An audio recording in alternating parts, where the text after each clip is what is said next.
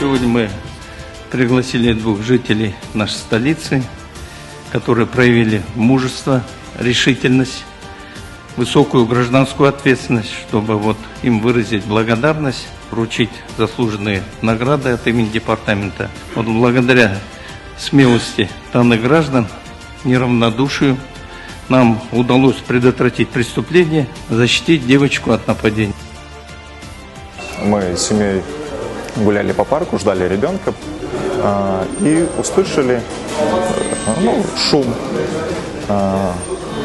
Оказывается, молодой человек приставал до девушки.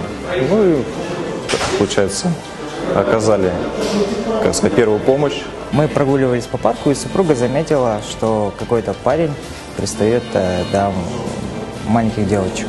Она позвонила мне, я в этот момент прибежал, и он уже лежал на ней. И в этот момент я его оттащил и попросил прохожих помочь задержать его.